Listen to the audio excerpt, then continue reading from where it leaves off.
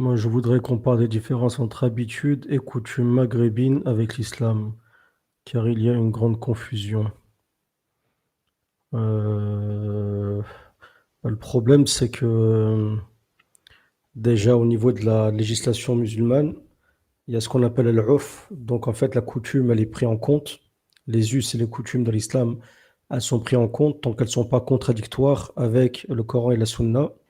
Donc déjà, ça c'est une chose qu'il faut se mettre dans la tête, parce que des fois, moi, avant, je pensais que dans l'islam, normalement, il n'y avait pas de coutume. Il y avait juste du Coran et de la Sunna pure et qu'il n'y avait rien de culturel là-dedans. Après, on s'est rendu compte qu'avec le Urf, l'islam a pris en compte les traditions, les coutumes de chaque peuple, mais il y a des conditions. Il ne faut pas que le Urf, comment dire, soit en contradiction avec le Coran et la Sunna. Donc, tant que c'est des choses comme ça qui sont culturelles, mais qui vont pas à l'encontre, il n'y a pas de problème. Oui, mais les coutumes ne peuvent pas prévaloir.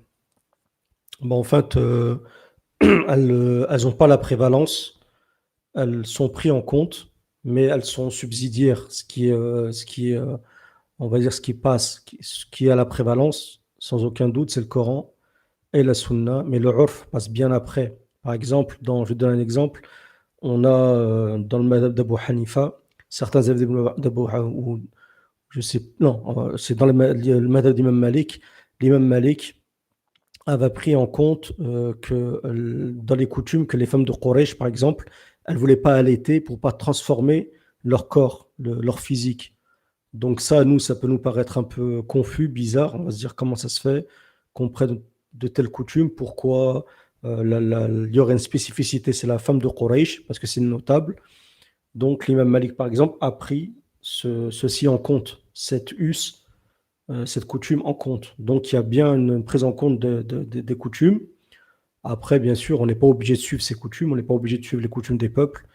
Il y en a, moi je ne suis pas très coutume par exemple, mais à un moment, il faut quand même, on ne peut pas rejeter toutes les coutumes. Tant qu'en fait, elles ne sont pas en contradiction, le Coran, la Sunna, quand c'est en contradiction, ça pose un problème. Par exemple, pendant le mariage, vous avez des gens qui aiment bien faire le henné.